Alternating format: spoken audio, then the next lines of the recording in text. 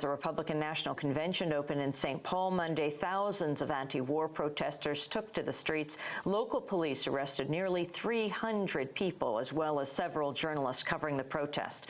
I was arrested along with two producers from Democracy Now!, Sharif Abdel-Quddus and Nicole Salazar. Also arrested were Associated Press photographer Matt Rourke and two filmmakers from Pepper Spray Productions, Lambert Rochefort and Joseph Lassac.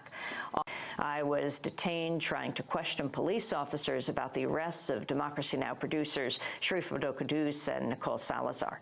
Nicole and Sharif were covering a police crackdown on a street protest against the Republican National Convention. Nicole's camera captured her arrest and assault by the officers.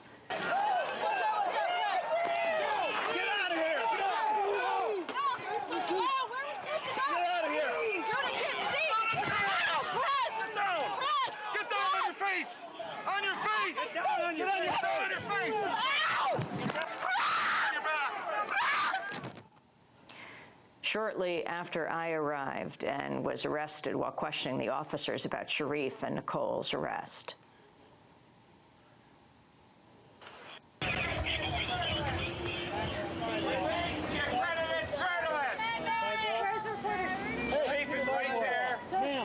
Release the accredited journalist now! From the convention floor. Violating my constitutional right. You are violating now. Sir, I want to talk to you. Arrest her. Do not arrest me. Right, sir. Go right there.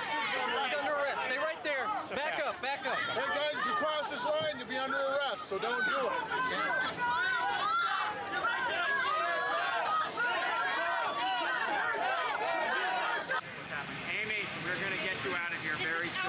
Yes, we have people working on it. Has a bloody nose, and Sergeant McKenty said they won't put me on this assumption if Nicole's not there.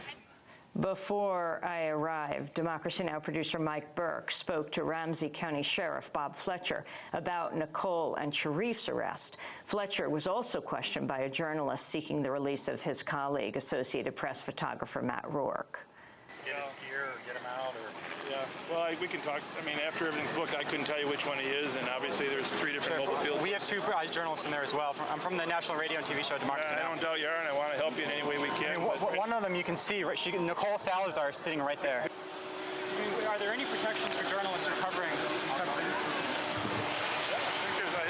Yeah, I think we'll all sort out if, in fact, there was a journalist in the middle of it. I mean, she's been covering. We just came from Denver. We covered the Democratic Convention. I'm sure that we'll be able to work it all out. So that moment that you saw, that was after we had moved into an intersection where police were coming from three different directions. They were telling us to move back, and that's what we were trying to do. That's what I was trying to do in the video. I was trying to move back, but I was in a parking lot, and I wasn't able to get back. And The car was behind you? Cars were behind me. We were in a parking lot, and I was telling them that I'm press. Please, don't, let me pass. But I couldn't turn around, and I tried to move in between between two cars, and instead of letting me pass and following the crowd, they instead came right after me and slammed me into the car.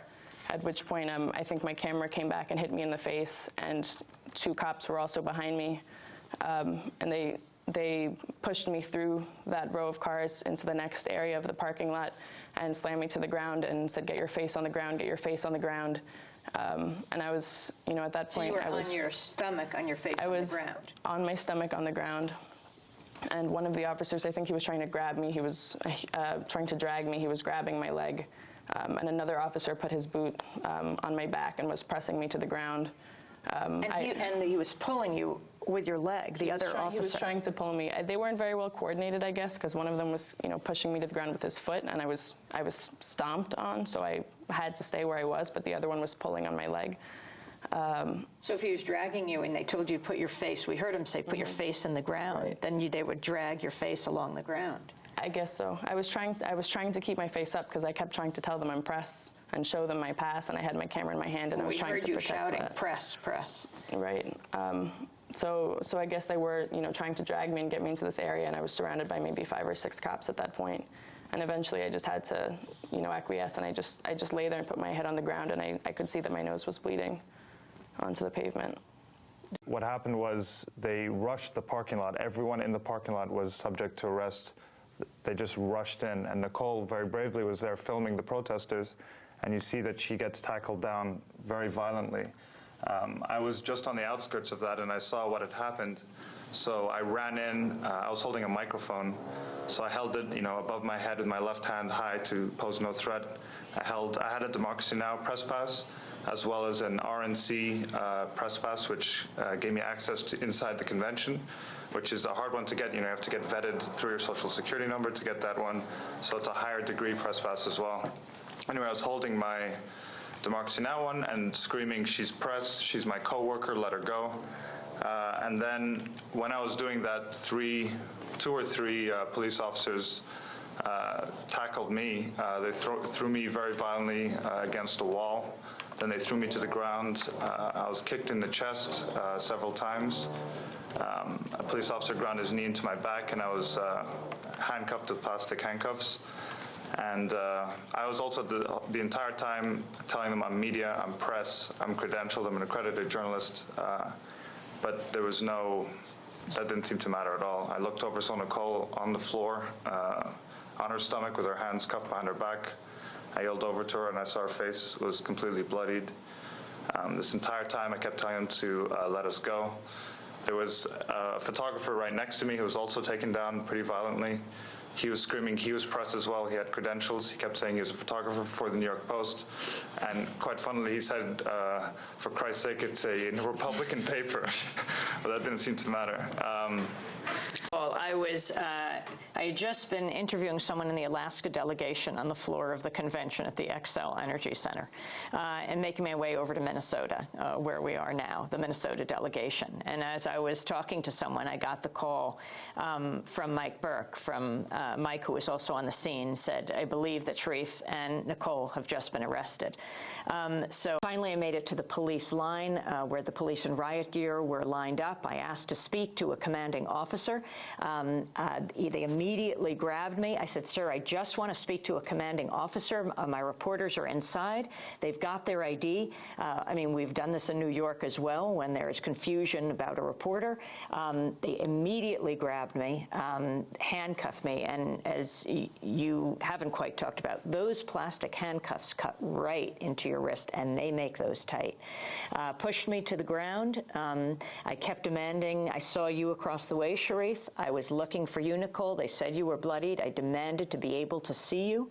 I couldn't find you."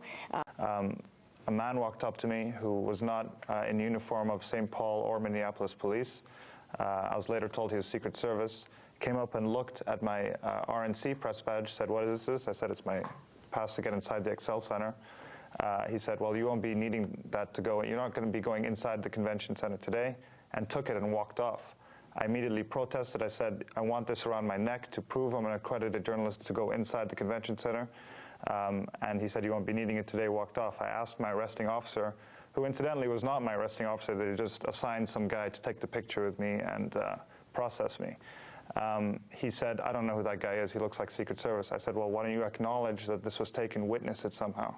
And he refused to do so, and I believe they did the same to you. They took that pass off your neck. The Secret Service came up, and he ripped it off of my neck. Right. And I said, "That is my pass. I want a receipt that you have taken that."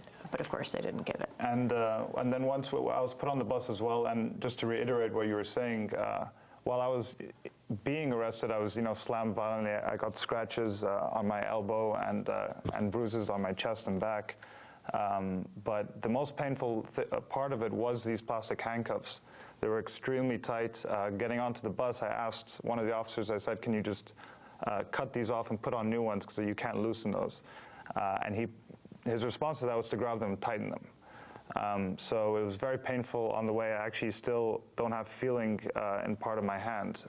Here, "Why are you here?" I said, we're press. We're here to bear witness to what's going on. That's why we're in the streets."